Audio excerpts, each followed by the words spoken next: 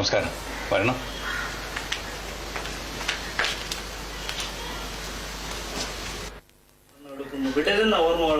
ഓ interview നടത്താന്ന് വിചാരിച്ചു. അത് ശരി. നടക്കട്ടെ. സാറ് സിനിമാ രംഗത്തേക്ക് വരാനുണ്ടായ സാഹചര്യം എന്തായിരുന്നു ഒന്ന് വിശദീകരിക്കാമോ? ഞാൻ ഈ കോളേജിൽ പഠിച്ചുകൊണ്ടിരുന്ന കാലത്ത് വെക്കേഷന് നാട്ടിൽ വരുമ്പോൾ, അതായത് ചങ്ങനാശ്ശേരി SP കോളേജിൽ ഞാൻ പഠിച്ചിരുന്നത്, അന്ന് തിരുവനന്തപുരത്ത് ഒരു ആക്ടിങ് കോമ്പറ്റീഷൻ നടന്നു, ഡ്രമാറ്റിക് ബ്യൂറോയുടെ ആഭിമുഖ്യത്തിൽ. പിന്നെ പേര് കൊടുത്തപ്പോൾ പോകാതിരിക്കാൻ നിവർത്തില്ല. എന്നിട്ട് ഞാൻ ഒഴിയാൻ നോക്കിയത് വേണ്ട, അതൊക്കെ വലിയ അമച്ചർ ആർട്ടിസ്റ്റൊക്കെ വരുന്ന സ്ഥലത്ത് നമ്മൾ പോയി നാണം കിടണ്ടെന്നൊക്കെ പറഞ്ഞൊരു സമ്മതിക്കില്ല. അവർ രണ്ടും കൂടെ പിടിച്ചെടുത്തുകൊണ്ടായാൽ രണ്ടുപേര് അവരുടെ പേര് അറിഞ്ഞിരിക്കേണ്ട. ഒന്ന് mister Anoor Keshavan Nair, public service commission secretary ആയിട്ട് റിട്ടയർ ചെയ്ത ആളാണ് അദ്ദേഹം. പിന്നെ ഒരാൾ എൻ്റെ വേറെ സ്നേഹിതൻ മിസ്റ്റർ വേലപ്പൻ നായർ, അനിയൻ എന്നാണ് ഞങ്ങൾ അദ്ദേഹത്തെ വിളിക്കുന്നത്.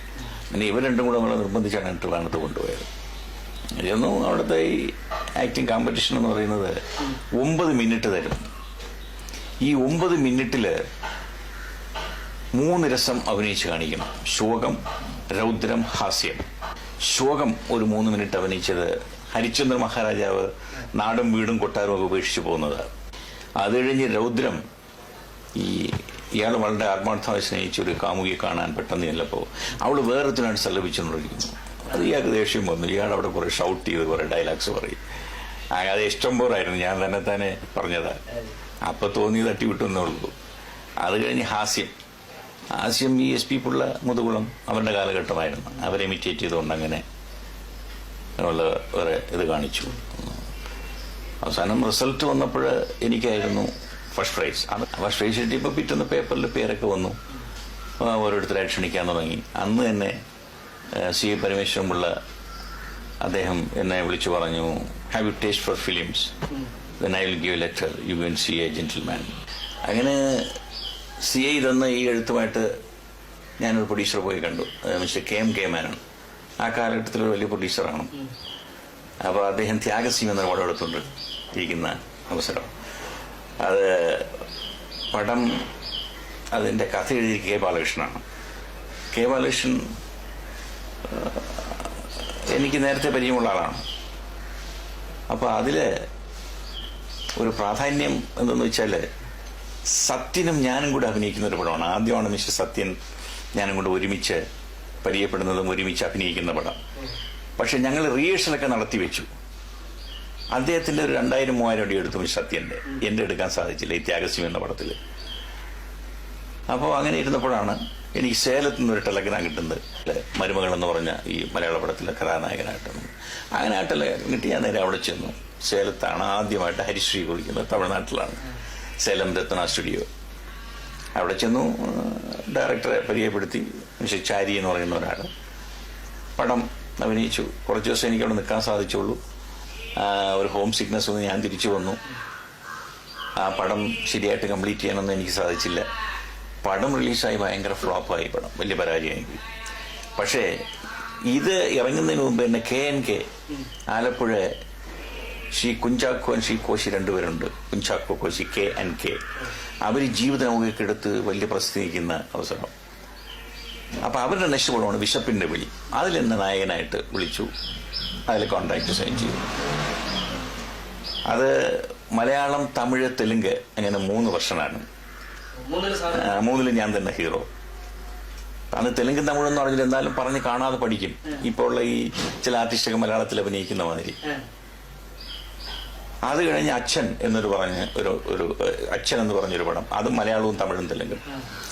അതായത് അച്ഛൻ എന്ന് വെച്ചാൽ അച്ഛൻ മലയാളം, തന്തൈ തമിഴ്, തൻട്രി തെലുഗു, അങ്ങനെ. അത് 3 വർഷമാണ്. അത് ഞാൻ തന്നെ അഭിനയിച്ചു. 3 വർഷം നായകനായിട്ട്.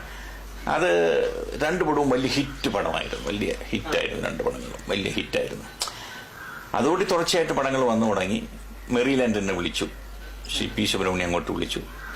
അദ്ദേഹത്തിന്റെ പടത്തിൽ പോയി അങ്ങനെ തുടർച്ചയായിട്ട് അഭിനയിച്ചു. അങ്ങനെ മെറിലാൻഡും ഉദയമായിട്ട് അങ്ങനെ മാറി മാറി അഭിനയിച്ചുകൊണ്ടിരുന്നു. ഈ കാലഘട്ടത്തിലാണ് തമിഴിലേക്കുള്ള എന്റെ ക്ഷണം 1957. അപ്പോൾ 51 തുടങ്ങിയത് എന്റെ ആദ്യത്തെ പടം മരുമകൾ. 51 ഡിസംബർ 26 ആദ്യമായിട്ട് ഞാൻ ക്യാമറയെ ഫേസ് ചെയ്യുന്നത്. അത് കഴിഞ്ഞ് 57 തമിഴിലേക്കുള്ള ക്ഷണമാണ്. അപ്പൊ തമിഴിൽ ആദ്യത്തെ പടം തൈ പിറന്താൽ വഴിപിറക്കും എന്നുള്ളതാണ്. അന്നാണ് നമ്മുടെ ശ്രീ MGR ഞാൻ അവിടെ വെച്ച് കാണുന്ന മറിയില്ല ചൊല്ലി. അപ്പൊ MGR ഞാനുമായിട്ട് പരിചയപ്പെട്ട് അദ്ദേഹത്തിന് വലിയ ഇഷ്ടമാണ്. അദ്ദേഹം പറയും, ഇത് നിങ്ങൾക്ക് എന്തിനാ ഈ മലയാളം തമിഴിലേക്കും വരാമല്ലോ, എന്തിനാ ഇവിടെ മാത്രം ഒതുങ്ങി നിൽക്കുന്നത്? നമ്മൾ ചേട്ടാ എനിക്ക് തമിഴൊന്നും വലിയ പിടിയില്ല, ഞാൻ എന്റെ തമിഴിൽ അടിച്ചു. ഈ തമിഴൊക്കെ മതി, സിനിമയ്ക്ക് വരാൻ ഇതൊക്കെ ധാരാളം മതി. ഇവിടെയാണ് ഈ AK വേലൻ എന്ന് പറഞ്ഞ ഒരു പ്രൊഡ്യൂസറിനെ ഇവിടെ നിന്ന് ക്ഷണിക്കുന്നത് ടെലിഫോണിൽ. നിങ്ങൾക്ക് റോളുണ്ട്, തൈ പിറന്താഴ് പിറക്കുന്ന പടം ഞാൻ എടുക്കുന്നു, ഒരു കഥാനായകന്റെ വേഷമാണ്, SSR ഉണ്ട്, 2 നായകന്മാരാണ്, വെരി ഫൈൻ റോൾ, നിങ്ങൾക്ക് നന്നായിരിക്കും. പറഞ്ഞു എനിക്ക് തമിഴ് ഒരു പിടിയും ഇല്ലായിരുന്നു. ഞാൻ തമിഴ് തന്നെ കുറേ സംസാരിച്ചു. ഈ തമിഴ് ധാരാളം മതി, നിങ്ങൾ ഉടനെ പുറപ്പെട്ട് വരിക എന്ന് പറഞ്ഞു. ഞാനൊരു 3-4 ദിവസം കഴിഞ്ഞിട്ട് ഞാൻ പുറപ്പെട്ട് ഇവിടെ വന്നു. ആ കോൺട്രാക്ട് സൈൻ ചെയ്തു. തൈ പിറന്താഴ് പിറക്കും വലിയ ഹിറ്റായി. തമിഴിലെല്ലാം കൂടെ 55 പടം സൈൻ ചെയ്തു. 55 പടം. ഞാൻ ഒരു പടത്തിന് വന്ന ഞാൻ ഒരു ഒറ്റ വർഷത്തിന് 55 പടം സൈൻ ചെയ്തു. ആ 55 പടത്തിൽ 39 പടം റിലീസായി. ബാക്കി മിക്കവാറും പടങ്ങള് പലതും 5000, 9000, 10000 അടിയെന്ന് പറഞ്ഞിങ്ങനെ ഇരിക്കുകയാണ്. അതിന് വരാനേ പോകുന്നില്ല. തമിഴ്, മലയാളം, തെലുങ്ക് ഇങ്ങനെ പല ഭാഷകൾ അഭിനയിച്ചിട്ടുണ്ടല്ലോ. ആകെ എല്ലാത്തിലും കൂടെ എത്ര പടങ്ങൾ അഭിനയിച്ചാണ്? മോർ ദാൻ 600 600 പടങ്ങൾക്ക് മേലെ. അതെ അതെ, Guinness book of world record films and feels എന്നൊരു ബുക്ക് അവർ അടിച്ചിട്ടുണ്ട്. സാറിന് ഇഷ്ടപ്പെട്ട, ഏറ്റവും ഇഷ്ടപ്പെട്ട കഥാപാത്രം എന്ന് പറയാനുള്ളത്? ഇത്രയും പടങ്ങൾ അഭിനയിച്ചാൽ എനിക്ക് ഏറ്റവും ഇഷ്ടപ്പെട്ടത് നമ്മുടെ MD വാസുദേവൻ എഴുതിയ ഒരു പടമുണ്ട്, ഇരുട്ടിന്റെ ആത്മാവ്. ഇരുട്ടിന്റെ ആത്മാവിൽ ആ വേലായുധൻ. അതാ വേലായുധൻ എന്ന് വെച്ചാൽ അത് കുറച്ച് ബുദ്ധിമുട്ടുള്ള റോളാണ്. ഞാൻ സാധാരണ അന്നൊക്കെ ഈ മരം ചുറ്റി പ്രേമത്തിന്റെ ഒരു കാലഘട്ടമാണല്ലോ, അതാ നായികം പിടിച്ചോണ്ട് ഇങ്ങനെ മരത്തിന്റെ ചുറ്റും ഓടുന്നതാണെന്ന്. അന്നത്തെ പടങ്ങളൊക്കെ അങ്ങനെ ആയിരുന്നു. കാരണം ആൾക്ക് കാണുന്നത് അതാണ് ഇഷ്ടം, കൂടുതൽ ഔഡിയേറ്റും അടിയും പിടിയൊക്കെ ഉള്ളത്, കമേഴ്ഷ്യൽ വാല്യൂസ് ഉള്ള പടം. അതിന്റെ ഇടയ്ക്കാണ് ഈ പടം വന്നത്, ഈ പിന്നെ ഇരുട്ടിന്റെ ആത്മാവ്. ഇരുട്ടിന്റെ ആത്മാവ് ഇങ്ങനെ എന്നെ ക്ഷണിച്ചെന്ന് ആദ്യം ഞാൻ അയ്യോ ഇത് ബുദ്ധിമുട്ടുള്ള കാര്യമാണ്, ഇത് എങ്ങനെയാ ഞാൻ സാധാരണ ചെയ്യുന്ന റോളല്ലല്ലോ എന്ന് പറഞ്ഞാൽ അവരുടെ 2 പടം നിർബന്ധിച്ചു. MDയും അതിന്റെ ഡയറക്ടർ മിസ്റ്റർ P. ഭാസ്കരൻ, 2 പടം നിർബന്ധിച്ചില്ല. നസീറിന് പറ്റിയ ഒരു ആക്ടിങ് സ്കോപ്പും ഒരു ആക്ടർ എന്നുള്ള പേരെടുക്കാനും പറ്റിയ ഒരു പടമാണ് ഇത്, കളയരുതെന്ന് പറഞ്ഞു.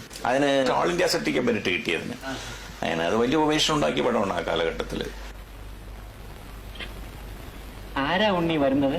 ചേച്ചിയെ കാണാൻ ആള് വരുന്നു. എന്തിനാ പ്രേമേ? ചേച്ചിയുടെ കല്യാണം. എന്താ പേര് വരുന്ന ആളുടെ? നരേന്ദ്രനാഥ്. ഞാൻ എന്താ വിളിക്കുക, ഏട്ടാന്നോ?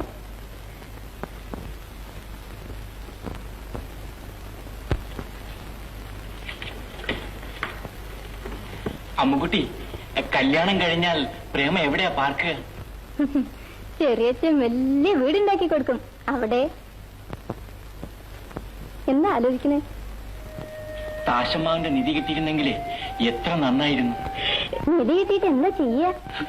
ഞാൻ ഒരു വലിയ വീടുണ്ടാക്കും, കുന്നിന്റെ ഒത്ത മുകളില്. അവിടെ നിന്ന് നോക്കിയാ ലോകം മുഴുവൻ കാണണം.